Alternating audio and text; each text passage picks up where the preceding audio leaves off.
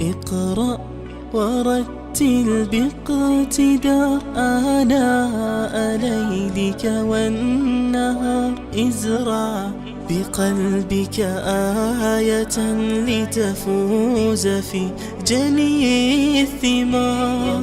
طب حياتك إنها بالذكر زاهية المنى. قوم لسانك مبحرا معنا على تاج الوقار.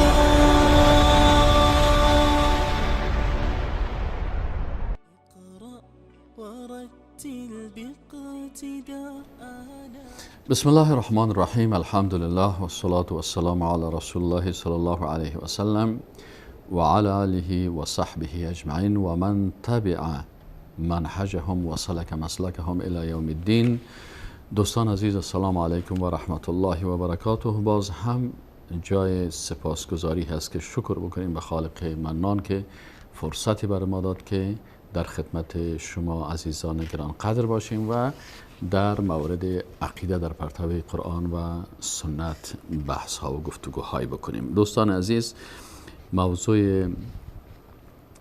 این برنامه ما موضوع ایمان داشتن به آخرت است، چون ما آمنت بالله و ملائکته و کتبه و رسوله و الیوم الاخر رسیدیم که این اساسات ایمان هست و ما با آخرت به اساس آیات قرآن عظیم شان ایمان داریم که یؤمنون بالله و الیوم الاخر. و همچنان رسول الله صلی الله علیه و سلم وقتی که از پیشان پرسان شدند که ایمان چی است، گفتن ان تؤمن بالله و ملائکته و کتبه و رسوله و الیوم الاخر و تؤمن بالقدر خیره و شره.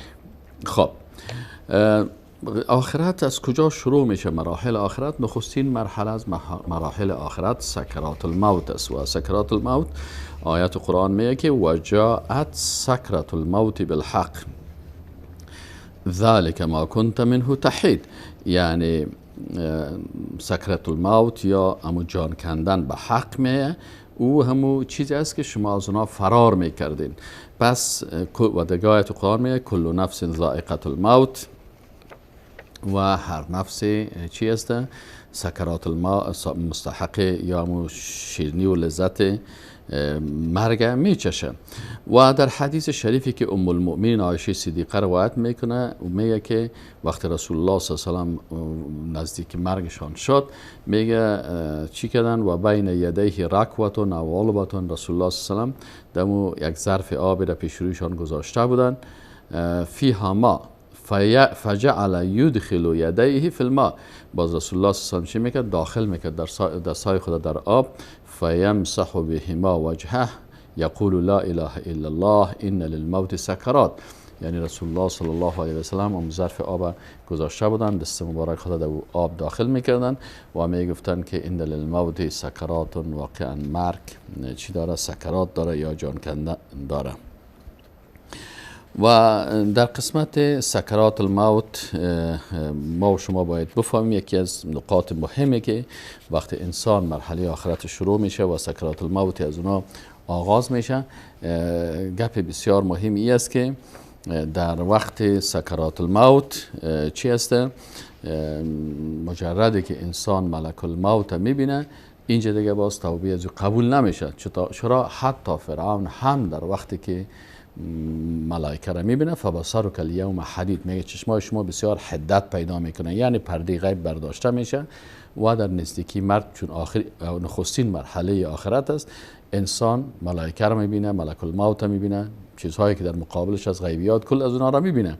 بناهن این وقت است که باز عمل انسان و توبه انسان، و اگر کافری باشه مثل فرعون، حتی فرعون هم صدا کرد که آمنتم، ایمان آوردم، لکن ایمانش قبول نمیشه.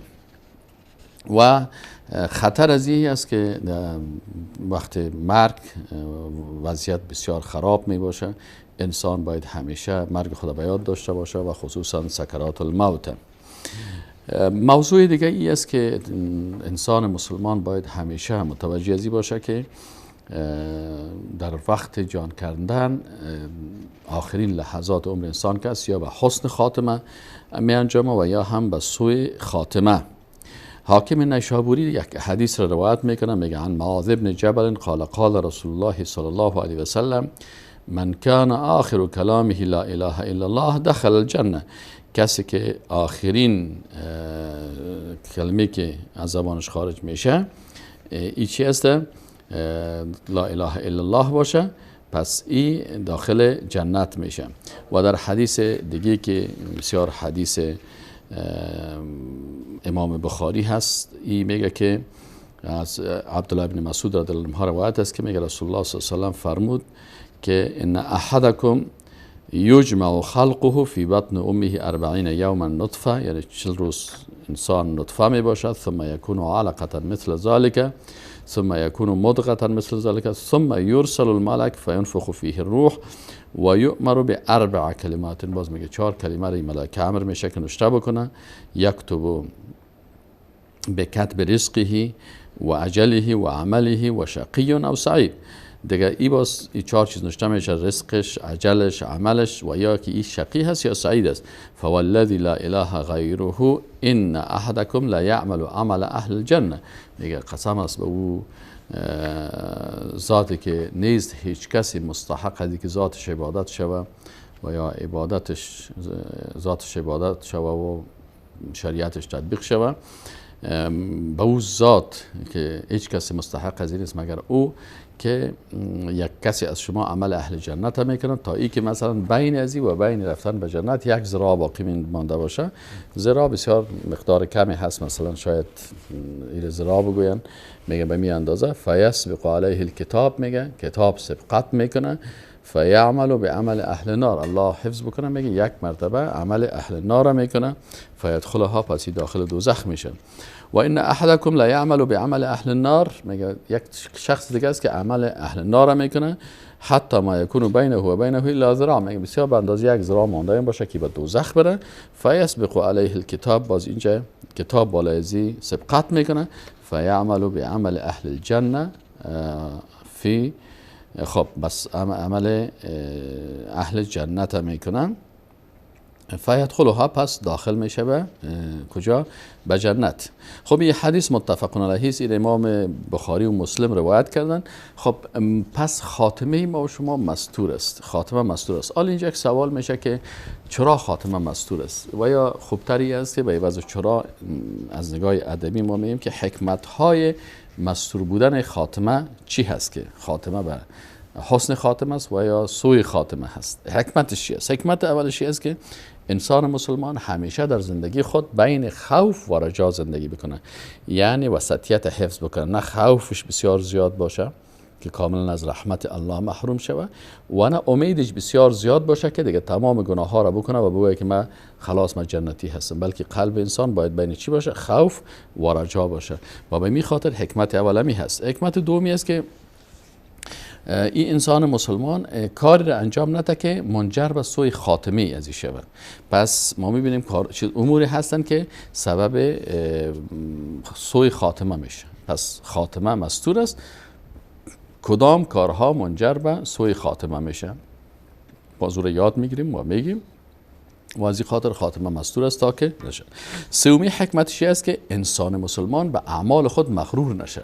یعنی بسیاری کسا هست که شیطان او را غرور میده یا اعجاب میده، بسیاری کسا هست بسیار از خود راضی میباشه و اگر این موضوع حسن خاتمه و سوء خاتمه را بفهمه هیچ وقت مغرور نمیشه.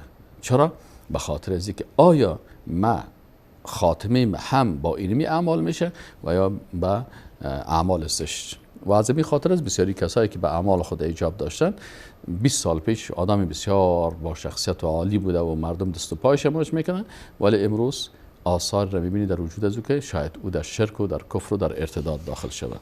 پس انسان مسلمان با این شکل به اعجاب به نفس خود نمیکنه. دیگه چهارمی حکمتش است که گناهکارا را تحقیر نمیکنه. یعنی انسان مؤمن وقتی دید که یک شخص گناهکار است او را تحقیر نمیکنه. چرا که والا ما سب عبادت کردیم تو بسیار ضعیف هستی، میشه اونمو گناهکار در خاتمش مثل که 1 ذراع مانده باشه او بره به طرف جنت و همین شما که بسیار عبادت میکنین یک دفعه خاتمه تان خراب شود و داخل به دوزخ برین. پس به این خاطر انسان مؤمنی که از حسن خاتمه و سوء خاتمه با خبر است، بناهن ای هیچ وقت گناهکارا را تحقیر نمیکنم. حکمت پنجمیش اجتناب از خود راضی بودن یا اعجاب به نفسهی، یعنی انسانی که ایره میفهمه که خاتمه مستور است، پس هیچ وقت این اعجاب به نفسهی نمیشه. اعجاب به نفسهی است مثل یک سیب است. شما وقتی یک سیب میخرین از بازار، سهل میکنین، بسیار رنگ خوب داره، سرخ است و زیبا هست، لکن وقتی که قطعی را میکنین داخلش سهل میکنین گنده هست. بعضی کسا هست که ظاهرشان بسیار زیبا و آراسته و بسیار عبا و قبا و همه چیزش جور است و عبادت و تلاوت و ذکر دیگه پاش هم جور است، لکن از داخل بسیار از خود راضی هست. این حال عقیده داشتن به مستور بودن حسن و یا سوء خاتمه سبب ازی بشه که انسان از خود راضی نمی باشه. چرا من نمیفهمم که آیا اینمی اعمالی که من میکنم به بارگاه الله قبول میشه و یا نمیشه. حکمت ششمیشی است که محتاط بودن در تمامی اعمال. پس انسان مسلمان باید همیشه در تمامی اعمال خود بسیار محتاط باشه. در همون تعهداتی که کرده که یا الله بغیر ذات تو ما ذات کسی دیگه عبادت نمیکنم، از این خاطر بسیار محتاط می باشه. بسیاری کسایی که موضوع را سطحی میگیره، بے پروا هست. اگر پیر آمد به پیر سجده میکنه، اگر قبر برابر شد به قبر سجده میکنه، اگر ذبح حیوان شد زیر پای عروس مرغ ذبح میکنه. هر شرکیات و کفریاتی که برابر شد ایره به تفاوتی میکنن. و یا مثلا قوانین، هر قانونی که برابر شد از او اطاعت میکنن، در حالی که تعهد کرده که من بغیر از شریعت الله چیز دیگه را تطبیق نمیکنم. این انسان که و یا بسیاری کساس تعهد سوم مشکنانن، هر طریقی که برابر شد میرن گاهی یک روز ببینی با دول رقص عبادت میکنه، با رقص عبادت میکنه، یک مثل اون دوها عبادت میکنه. طریقه های مختلف ایجاد شده است. انسانی که این موضوع را میفهمه که خاتمه مستور است، بسیار محتاط میباشه و از اموری که سبب از این میشه که خاتمه خراب شه از این خود حفظ میکنن. و حکمت هفتمش است که همیشه در فکر خود میباشه. انسانی که در سوی خاتمه را میفهمه همیشه در فکر ازی هست، آینه را پیش روی خود میمونه. ما چی عیب دارم، ما چی غلطی دارم، ما چی گناه کردیم، عقیدیم چطور است، آیا همین اساسات عقیده که مثلا در ذات الله، در صفات الله، در عبادت الله، در اطاعت از شریعت الله و در افعال الله، در کل ازی ما کدام مشکل ندارم؟ آیا تمامی احکام اسلام، آیا اخلاق ما درست است، آیا اعمال ما درست است؟ پس همیشه حکمت هشتمش است که این انسان همیشه در عذر می باشه و عاجزی می باشه و میگه یا پروردگار خاتمی مرا خوب بگردان، یا الله من از تو سوال میکنم. یعنی همیشه در عذر و عاجزی است، با وجود از اینکه ماها روزه گرفته، همیشه نماز خوانده، نوافل خوانده، فرایض خوانده و تمام عبادات انجام داده، باز هم وقتی که در یک آیت قرآن میشنوه که چی هست؟ امروز مجرما و امتاز الیوم ایها المجرمون، ای مجرما امروز از بین موحدین شما خارج شوین. یا آیات قرآن میخوانه که چی هست؟ وقتی که دوزخی ها در دوزخ داخل میشه و عذاب نار میبینن، این خودش چون از خاتمی مستور میترسه، پس همیشه در خوف و ترس می باشه و از الله عذر میکنه که پروردگارا من در جمله دوزخیان نباشم. دیگه یه حکمت نومیش است که به نسب عالی افتخار نمیکنه. بسیاری کساس وقتی که نسبش ما پیغمبر زاده هستم، ما خوجه زاده هستم، ما فلانی زاده هستم، به این اساس دیگه باز این تمام روز افتخار میکنه. انسان که خاتمی مستور بفهمه، میفهمه که ولو که اولاد پیغمبران باشی، اگر ایمان از پیشت گرفته شد، پسر نوح با بدان بنشست، خاندان نبوتش گم شد. حکم دوم توبه و گریه در شنیدن آیات عذاب و مشکلات دوزخی ها. و حکمت یازدهمش خوشی از رفتن به راه راست. اینال بهترین خب آل ایره خب ما خواندیم، لکن چیزی که قلب انسان راحت میبخشه این حدیث شریف است که عن عمران بن حسین قال قیل یا رسول الله. ببینین این بسیار حدیث مهم است و این امی مشکل تا اندازی بر انسان حل میکنه. عمران بن حسین میگه که قیل یا رسول الله، گفتنی رسول الله اعلم اهل الجنه من اهل النار، آیا اهل جنت از اهل دوزخ شناخته شدن، معلوم شدن؟ میگه رسول الله صلی الله علیه و آله فقال نعم. میگه ولی رسول الله صلی بله معلوم است، دوزخی معلوم است، جنتی معلوم است.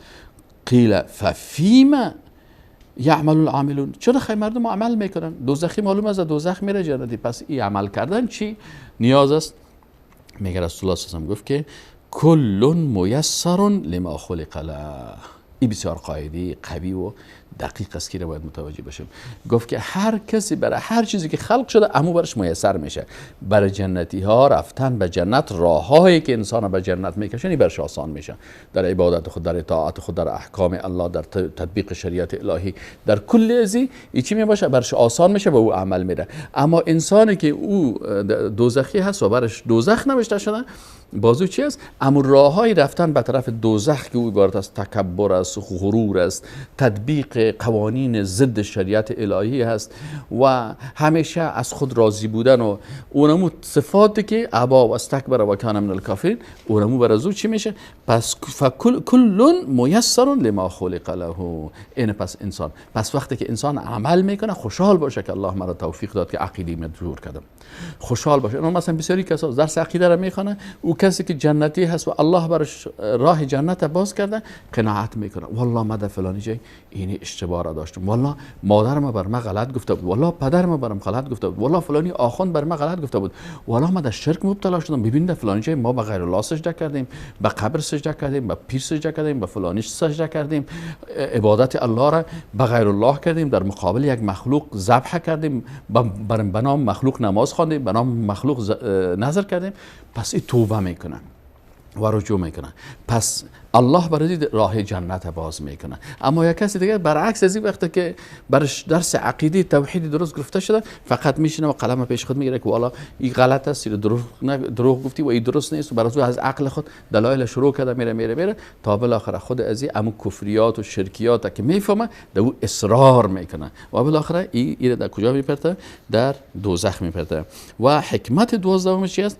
اجتناب از ریاکاری هست. اینا وقتی که انسان مسلمان فهمید که خاتمه مستور است، پس هیچ وقت ریاکاری نمیکنن. چرا؟ ریاکاری کار برای مخلوق است و از این خدا نگاه میکنه. خب بعد از اینکه فهمیدیم آل اینجا اسباب حسن خاتمه و اسباب سوء خاتمه و علامات حسن خاتمه باید بفهمیم. اول علامات حسن خاتمه چی هست؟ حسن خاتمه علامات داره. اولش چی است که آخرین کلمه انسان از زبان انسان لا اله الا الله بره. وقتی شما پیش یک کس میشین که در آخرین سخنش از زبانش خارج میشه که لا اله الا الله، در همینجا ببینید حتی انگشتایش رو ببینید بلند میشه. بعضی شهدا رو شما سعی کنید که رنگش و یک انگشتش بلند است و میگه لا اله الا الله، لا اله الا الله. اینه پس یکی از علاماتش چیست؟ علامات حسن خاتمه امی هست. و علامت دومیش است که عرق پیشانی هست. بسیاری وقتا میت پیشانیش عرق میکنه. وفات در روز جمعه است. یا علامات است که علما میگن که در نظر به احادیث و روایاتی که ثابت هستند وفات در روز جمعه یا شهادت در راه الله هست. امام احمد روایت میکنن عن المقدام ابن معدی کرب الکندی قال رسول الله صلی الله علیه وسلم، میگه رسول الله صلی الله علیه و گفت که ان للشهید عند الله عز وجل قال الحكم 6 خصال، 6 خاصیت است. ان یغفر له فی اول دفعه من دمه، پس برای اولین قطره خون شهید که میریزه الله را مغفرت میکنه. و یرا قال الحكم و یرا مقعده من الجنه، و امو جایگاه خدا در جنت شهید میبینه، امو لحظه که شهید میشه. و یحل حلت الایمان، بر از او یک حله از ایمان داده میشه. و یزوج من الحور العین، به امرای حور عین ازدواج میشه. و یجار من عذاب القبر، و ای از عذاب قبر خلاص میشه. و یأمن من الفزع الاکبر، از فزع اکبر از این هم خلاص میشه.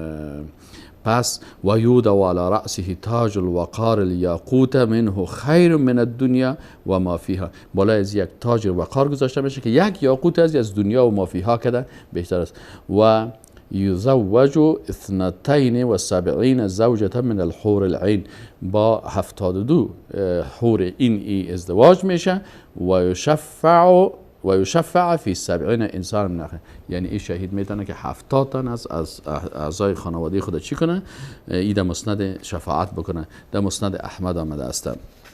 علامت پنجم این است که مرد در رباط فی سبیل الله هست.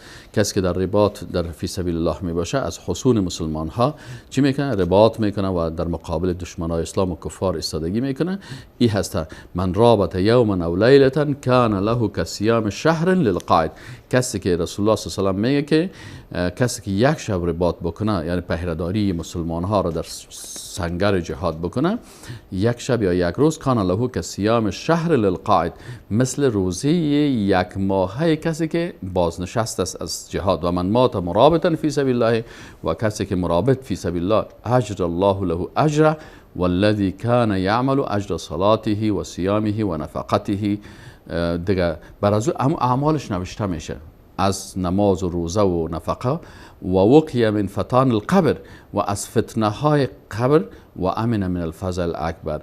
علامت ششمش چیست؟ وفات در هنگام انجام دادن یک عمل نیک. اگر یک کسی در لحظه که عمل نیک میکنه وفات میکنه، انشالله این علامات حسن خاتمه است. و علامات سوء خاتمه چیست؟ مخالفت ظاهر با باطن است. یکی از خطرناکترین علامات سوء خاتمه اینمی چیست؟ که انسان ظاهرش با باطنش یکسان نباشه. ظاهرا مسلمان است، دیندار است، با تقوا است، اما باطن از بی ایمان است، بی دین است، بی تقوا است و به تمامی گناه ها متواصل میشه. پس الله متعال ما و شما را توفیق نصیب بکنه که از اینی سوء خاتمه و از این خدا خلاص بکنیم. و الله متعال برای ما و شما توفیق نصیب بکنه که عمل بکنیم که خاتمه ما و شما را با کلمه لا اله الا الله محمد رسول الله صلی الله علیه و سلم ختم بکنه. و السلام علیکم و رحمت الله و برکاته. اقرأ ورتل باقتداء آناء ليلك والنهار ازرع بقلبك آية لتفوز في جني الثمار.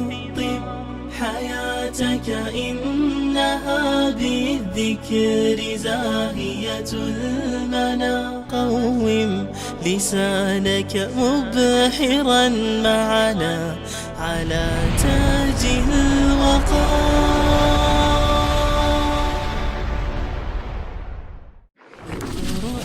ورتل باقتداء آناء ليلك والنهار ازرع بقلبك آية لتفوز في جني الثمار. طب حياتك